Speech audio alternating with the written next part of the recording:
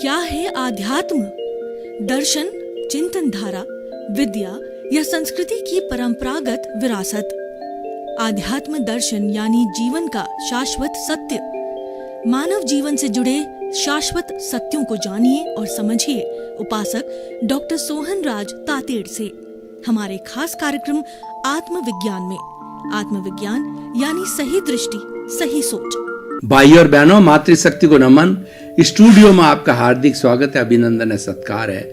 आत्मविज्ञान science of the soul कार्यक्रम के अंतर्गत हम आपको सही दृष्टि, सही सोच, राइट विजन, राइट थिंकिंग के तहत आपकी जो नकारात्मक सोच है, आपके जो बुरे विचार है, आपके भीतर जो नेगेटिविटी चल रही है, उसको हम बदल करके सकारात्मक में बदलते हैं, आपको पॉजिटिव थॉट देते हैं और आपको राइट बिलीफ देते हैं, जिसको कि सम्यक दर्शन कहा जाता है। ये हमारा आत्मविज्ञान कार्यक्रम दृष्टि का विज्ञान है।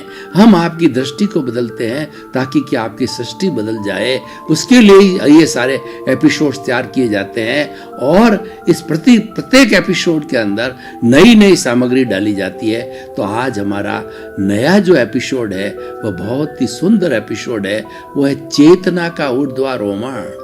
भाई और बहनों, दो शब्द, एक तो चेतना, एक ऊर्ध्वारोहण। चेतना किसे कहते हैं? ये पूरा जो संसार है वह जड़ और चेतन दो तत्वों से बना हुआ है। तो जड़ वह होता है जिसमें वर्ण होता है, गंध होता है, रस होता है और स्पर्श होता है, जो गलन मिलन धर्मा होता है। जड़ का जो सबसे छोटी इकाई है, वो स्मॉलेस्ट घटक है, वह परमाणु है। भगवान महावीर ने कहा कि परमाणु की परिभाषा दी कि परमाणु अविभाज्य होता है, नॉन डिस्ट्रक्टिव होता है, इनडिविजिबल होता है, न तोड़ा जाता है और न उसका और विघटन होता है, न किसी को रोकता है वह न किसी से रुकता है। ये जड़ की न्यूनतम शुद्ध अवस्था है, ये शुद्ध तत्व है। और परमाणु को किसी भी विज्ञान की जो है वो लेबोरेटरी के अंदर नहीं देखा जा सकता, किसी भी दूरबीन से दिखाई नहीं देता है। वो मात्र जो अवधि ज्ञानी आत्मा का जिसके पास ज्ञान है, अवधि ज्ञानी, मन प्रज्ञानी और केवल ज्ञानी उसको देख पाते हैं। तो उसकी न्यूनतम इकाई है। और पूरे विश्व के अंदर जितने भी परमाणु है, न एक घटता है न बढ़ता है, वो उनका जुड़ाव होता है, गलन मिलन धर्मा होता है, उनका पर्याय होता है, उनका जो है वो उनका जो उत्पाद और व्यय होता है। लेकिन परमाणु है वो द्रव्य होता है, जब भी उसका अस्तित्व होता है। एक से दूसरा परमाणु मिलता है, द्विपरमाणु होते हैं, त्रिपरमाणु होते हैं, चतुर्परमाणु होते हैं। ज्यों ज्यों वो मिलते जाते हैं, एक से दो मिलते ही वो अशुद्ध हो जाते हैं। जैसे कि हमारा ये जो आत्मा है जिसकी हम बात कर रहे हैं, चेतना की, ये बॉन्डेड हो गया। लेकिन इस जो भीतर आत्मा बैठा है उसकी प्रॉपर्टी है, मूल आत्मा की प्रॉपर्टी है, वो शुद्ध है और वो मुक्ति में रहने वाला है। लेकिन बॉन्डेड इसीलिए है कि कॉजल बॉडी के साथ जुड़ा हुआ है और इसकी प्रेजेंस है। कॉजल बॉडी के कारण ही ये इसके जुड़ा हुआ है। जब कॉजल बॉडी समाप्त हो जाएगी तब कॉजल बॉडी जड़ है जो परमाणुओं से बनी हुई, चतुष्पर्शी परमाणुओं से, वह जो है इस जड़ के अकाउंट में चली जाएगी। और चेतना है ऊर्ध्वारोहण होकर के वो मुक्ति को चली जाएगी। अब हम चेतना की परिभाषा करें कि चेतनामय असंख्य परमाणुओं के पिंड को चेतना कहा जाता है। आत्मा कहते हैं, कॉन्शियसनेस कहते हैं, जीव कहते हैं। बहुत से इसके 23 नाम कुछ दिए गए हैं। सबका भाव एक ही है कि जिसके अंदर फीलिंग्स होती है और सुख दुख की अनुभूति होती है, जो प्रजनन करता है, जो ग्रोथ करता है, जो अपने जैसा पैदा करता है। इसकी 9 कैरेक्टरिस्टिक है और उस 9 कैरेक्टरिस्टिक को जो है विज्ञान सम्मत है, विज्ञान ने भी माना है। इस कारण से विज्ञान आत्मा को भले ही न माने पर वह कॉन्शियसनेस को मानता है। भाव एक ही है, ये शब्दों का फेर है। तो ये हमारी चेतना है। तो हम चेतना में, जीवित प्राणी चेतनामय होता है। और वो चेतना जो बनी होती है वो शेल्स के द्वारा बनी जाती है। कहा गया है कि where there is a shell there is a life, without the shell there is no life. In the shell, in the centre there is nucleus and in the nucleus chromosomes are there. In the chromosomes जो RNA, DNA and genes are there, so that DNA and genes all form the behavior of a man, of a living being. Her living being के अंदर DNA, RNA, jeans, nucleus और shells होती है। Shells नहीं होती है तो life नहीं होती है। तो हम चेतना जो है ये तो अमूर्त है, और शेल्स है वो मूर्त है, और वो जीन्स है वो मूर्त है। वो माइक्रोस्कोप से दिखाई देते हैं और वही शरीर को बनाते हैं, और कर्मों का भुगतान भी वो जीन्स के द्वारा होता है। एक जो है न्यूक्लियस के अंदर करीब 1000 एक्टिव जीन्स होते हैं। तो जैसे जैसे हमारी जो ये नेचर माँ है, हमारी जो कुदरत है, जो उपादान के अनुरूप जो है संयोग जुटाती है, केवल उपादान के अनुरूप ही जो है कुदरत के कानून के तहत संयोग जुटाती है, और संयोग जुटा करके सामने व्यक्ति को खड़ा कर देती है या उसका जीवन की विचारधारा बदल देती है। तो वो सारा जीन्स के माध्यम होता है, डीएनए के माध्यम से होता है, आरएनए के माध्यम से हो रहा है। तो भाइयों, हम बात कर रहे थे चेतना का ऊर्ध्वारोहण। चेतना की हमने परिभाषा की, जड़ की हमने परिभाषा की। अब ऊर्ध्वारोहण का मतलब ऊपर की ओर जाना। जैसे पतंग को देखिए, वो हल्का होता है तो ऊपर ऊपर उड़ता जाता है, और लोहे को देखिए वो पानी के अंदर या गिराया जाता है वो नीचे जाता है। जो नीचे जाता है वो अधोगति होती है, और ऊपर जाता है वो ऊर्ध्वारोहण होता है। जो हल्का होता है वह ऊपर जाता है, धुआं होता है ऊपर की ओर उठता है, और भारी चीज होती है वो नीचे की ओर जाती है। ठीक उसी तरह से हमारा आत्मा का भी जो है ऊर्ध्वारोहण का मतलब धीरे धीरे धीरे धीरे वो ऊपर की ओर बढ़ती बढ़ती स्वर्ग लोक से फिर मनुष्य लोक से होती हुई वह मुक्ति को प्राप्त होती है। ये ऊर्ध्वारोहण है। और अधोगति के अंदर जो आत्मा जाती है बुरे कार्य करके और बुरे कॉजेज डाल करके, तब वो तिर्यंज गति, नरक गति और वो नर 7वीं नारकी तक भी जाती है, जो कि अधोगति की सबसे जो है बॉटम मोस्ट जो है सीमा होती है, 7वीं नारकी होती है।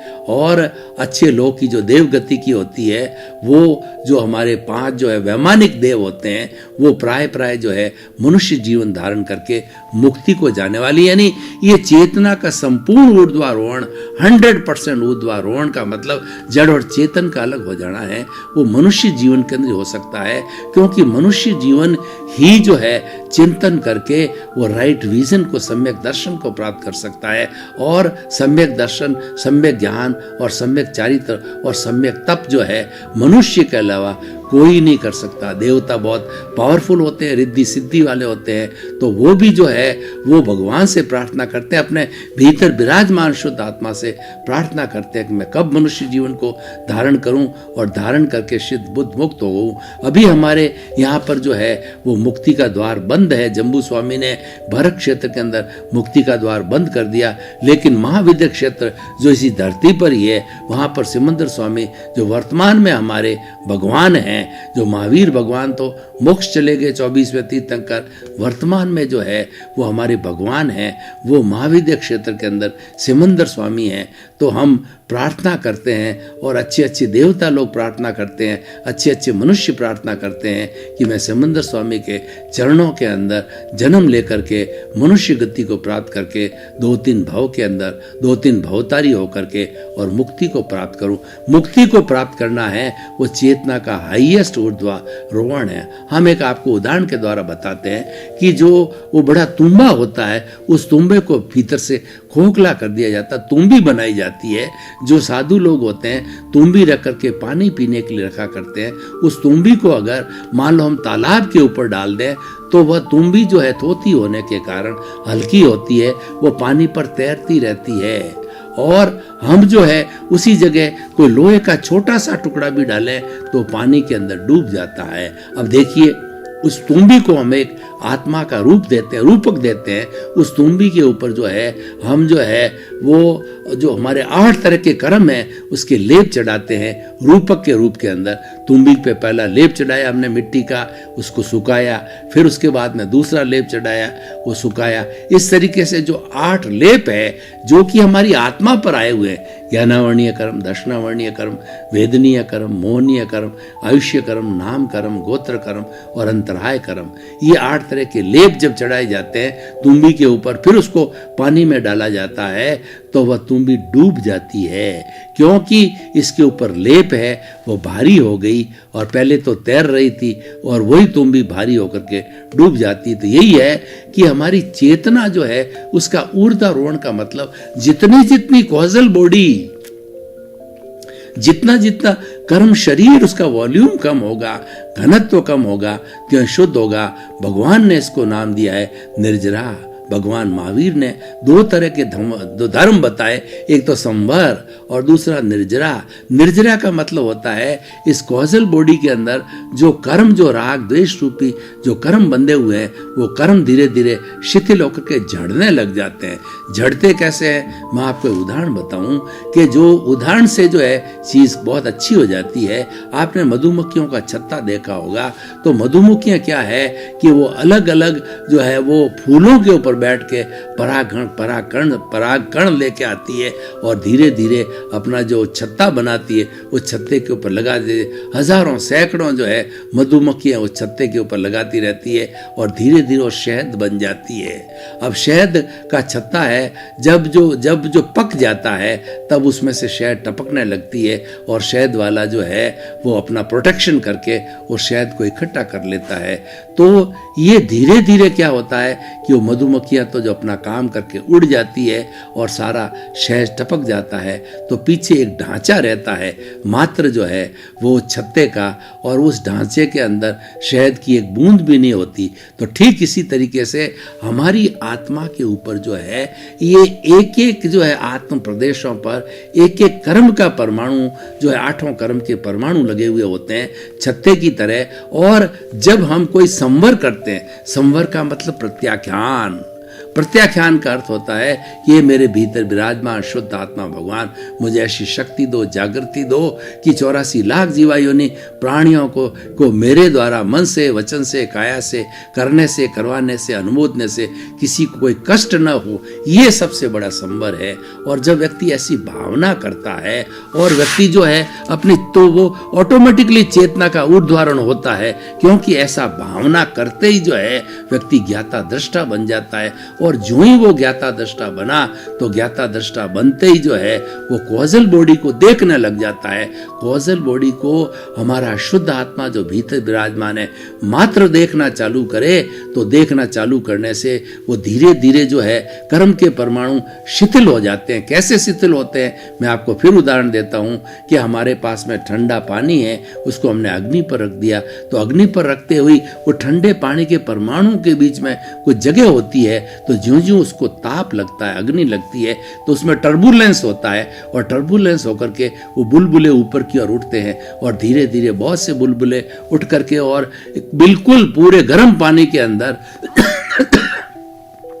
गर्म पानी के परमाणुओं के बीच के अंदर कोई भी गैप नहीं होता है, वो सारा समाप्त हो जाता है। तो ठीक इसी तरीके से ये बुलबुले उठते हैं। जब जो हमारा ये जो आत्मा है ज्ञाता दृष्टा बनता है, तो ये बुलबुले कर्मों के होते हैं। 8 कर्मों की 148 प्रकृतियों को होती है। जैसा जैसा उसका उदय काल होता है, जैसा प्रारब्ध होता है, वो बुलबुले उठ करके झड़ने लग जाते हैं। वो झड़ने को dissociation of the karma from the causal body और from the soul is called the nirjara.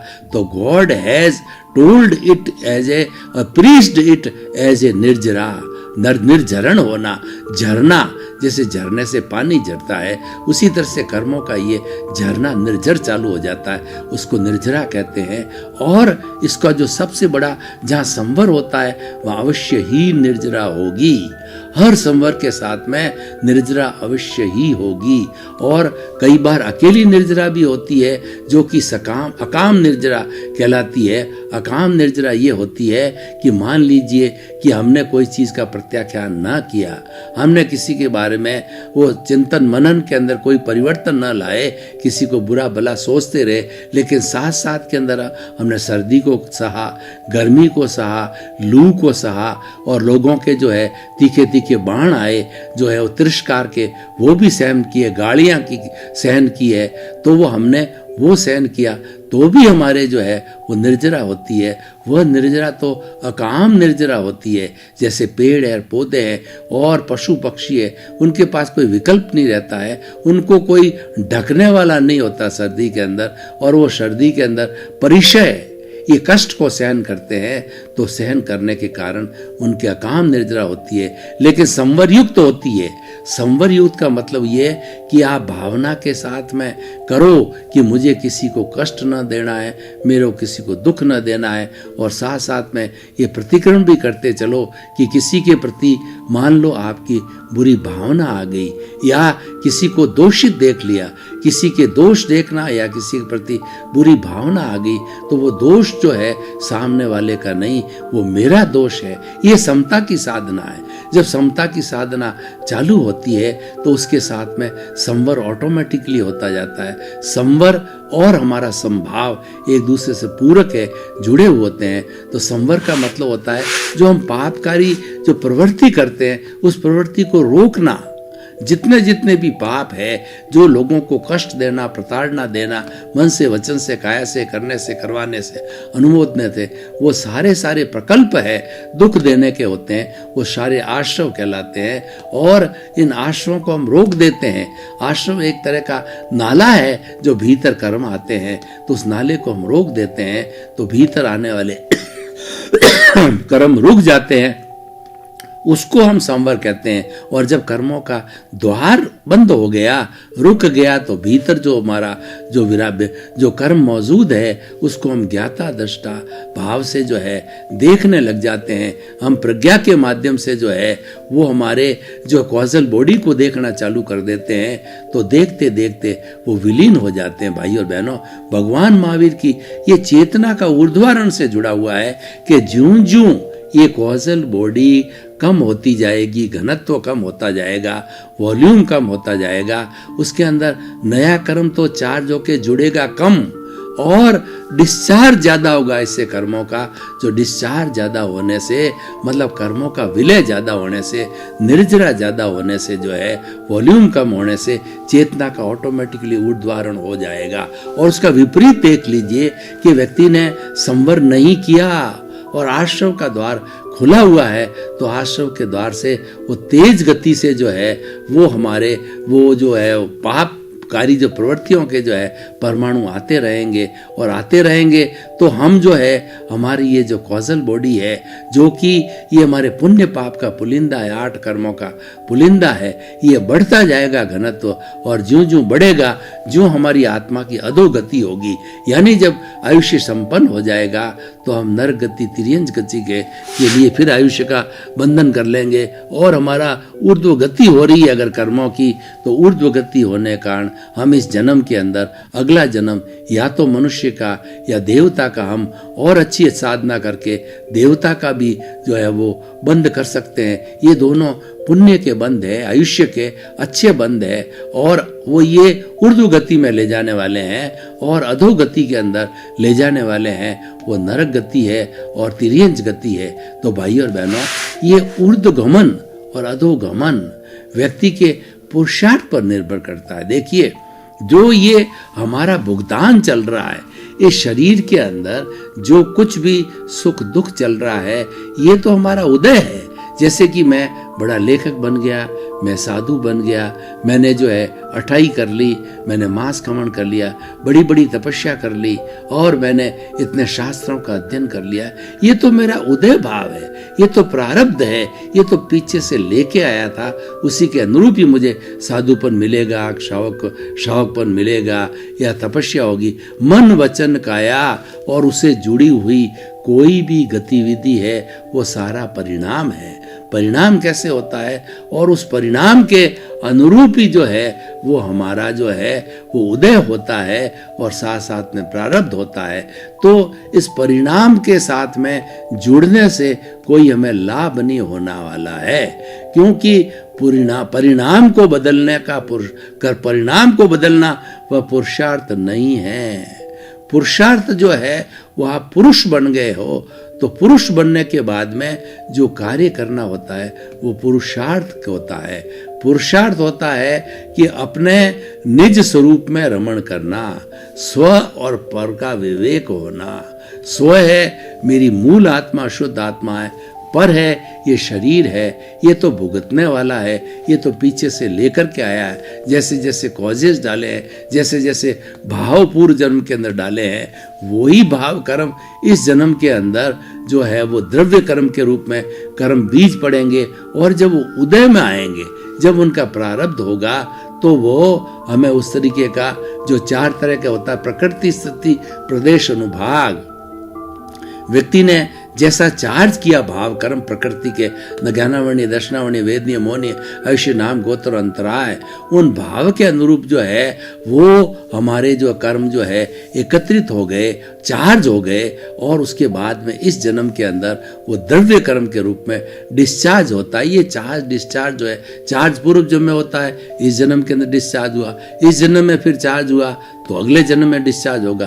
तो कहने का अर्थ ये है, आत्मा की प्रेजेंस तो तीनों ही काल में है। भूत भविष्य, ये बात समझने की है कि आत्मा की प्रेजेंस भूत भविष्य के अंदर तीनों काल में, और वही आत्मा है। लेकिन शरीर जो है तीनों काल में बदलता है। अगर पिछले जन्म के अंदर मान लीजिए हम मनुष्य थे और इस जन्म में मैं सोहन राज हूं, तो पिछले जन्म में मोहन राज ने जो कॉजेज डाले, जो कर्म बीज डाले, वो आज सोहन राज जो है वो कर्म फल भुगत रहा है द्रव्य कर्म के रूप में। और सोहन राज जो है इन जो भोग चल रहा है, इन भोगावली के साथ में जुड़ करके, राग द्वेष के साथ जुड़ करके, पुनः जो नए कर्मों का चार्ज, अगर वो जुड़ता है तो चार्ज होता है, नहीं जुड़ता है तो कोई नए कॉजेज नहीं पड़ेंगे। और एक कॉज को जो है हम एक भाव कहते हैं, और जब बहुत से कॉजेज का ग्रुप इकट्ठा हो जाता है तो कॉजल बॉडी कहलाता है, कर्म शरीर कहलाता है, लिंग शरीर कहलाता है, जो जन्म जन्मांतर से आत्मा के साथ लगा हुआ होता है, इसके अंदर जुड़ते रहते हैं। तो हम कॉज डालें या न डालें, ये हमारा पुरुषार्थ होता है। कॉज डालना और न डालना जो है ये हमारे स्वयं के विवेक पर निर्भर करता है, ये आत्मा के स्वभाव पर निर्भर। जब हम आत्मा के स्वभाव में रमण करते हैं तो कॉज का प्रश्न ही नहीं उठता है, वहाँ तो केवल ज्ञाता दृष्टा रहता है। और ज्ञाता दृष्टा जो केवल ज्ञाता दृष्टा का स्वरूप रहना, वो अपने स्वभाव में रमण करना है, जानने वाला देखने वाला है। कौन किसको देखता है? इस सोहन राज तातेड़ रूपी, ये मन वचन काया रूपी जो 3 बैटरियां मिली है, 3 योग मिले हैं, तो इनको मात्र देखना जो है ये पुरुषार्थ है। देखते रहो, कोई प्रतिक्रिया ना करो, प्रतिक्रिया के साथ में जुड़ना है, वो कॉज डालना होता है। अभिप्राय दे दिया आपने, ओपिनियन दे दी, तो और उसने आपने राग द्वेष से जुड़ गए, तो ये प्रतिक्रिया है, और इस प्रतिक्रिया के कारण ही कॉजेज पड़ते हैं। तो भाइयों बहनों, और उससे हमारा जो है ऊर्ध्वगमन या अधोगमन होता है। चेतना की 3 अवस्था होती है। निष्कर्ष में मैं कहना चाहता हूं कि चेतना वही है, पर हमारे धार्मिक ग्रंथों के अंदर 3 अवस्थाएं बताई गई है। एक तो जीवात्मा, तो जो जीवात्मा होती है वह मात्र मैं मेरा के अंदर ही उलझी रहती है, वो कर्तापन में उलझी रहती है, वो मालिकिन भाव के अंदर उलझी रहती है, और वो कर्ता व्यवस्थित शक्ति इसको मानती नहीं है, तो उसको मिथ्या ज्ञान होता है। तो मिथ्या ज्ञान होने से वो आत्मा नए कॉजेज डालती रहती है। इस जन्म में नए कॉज डाले, अगले जन्म के अंदर वही डिस्चार्ज होते हैं, फिर नए कॉज डाले, और ये श्रृंखला, ये परंपरा जीवन भर चलती रहती। लेकिन कोई बहुत बड़ा ज्ञानी मिल जाता है, कोई बहुत बड़ा गुरु मिल जाता है, तो गुरु मिलने के कारण वो हमें भेद ज्ञान करवा देता है, और हमारा जो हमारा कॉजल बॉडी का जो राग द्वेष है, उस राग द्वेष रूपी जो है जहर को वो अलग फेंक देता है और हमें सम्यक दर्शन दे देता है। तो सम्यक दर्शन देने से क्या होगा कि हमारी चेतना का ऊर्ध्वारोहण, जब सम्यक दर्शन मिल गया, जब आप अंतर आत्मा बन गए जीवात्मा से, तब से आपका जो है वो ऊर्ध्वगमन होता रहेगा, और केवल जीवात्मा रहोगे तो अधोगमन होता रहेगा। तो ऊर्ध्वगमन होने के लिए हमें सम्यक दर्शन मिलना जरूरी है, राइट विजन मिलना जरूरी है, और हमारा मिथ्या दृष्टिकोण समाप्त होना जरूरी है। भाई और बहनों, आपका बहुत बहुत धन्यवाद। आप हमारा आत्मविज्ञान कार्यक्रम बराबर देख रहे हो, हमको फीडबैक मिल रहा है, आपकी जिज्ञासा हमारे पास में आ रही है, और पुनः आपको बताना चाहते हैं कि हमारे पर्दे के पीछे जो हमारा ईमेल है और हमारा जो कहना चाहिए मोबाइल ऐप है, हमारी वेबसाइट है, उसके ऊपर आप अपनी जिज्ञासा डालिए। वो जिज्ञासा हमारे तक आएगी, उसका समाधान आपको नए नए एपिसोड के माध्यम से मिलता रहेगा। हमारे पास आपकी जिज्ञासा जरूर आनी चाहिए। जब जिज्ञासा आएगी तभी आपकी चेतना का ऊर्ध्वारोहण होगा। आप जो उत्तरोत्तर प्रगति करोगे और धीरे धीरे मुक्ति की ओर जाके एक दिन मुक्त भी हो जाएंगे। तो आपका जीवन आनंदमय हो, मंगलमय हो, सुखमय हो, शांतिमय हो, धर्ममय हो, परोपकारमय हो। आपके प्रति बहुत बहुत मंगलवान। आत्मविज्ञान में आत्मविज्ञान यानी सही दृष्टि, सही सोच।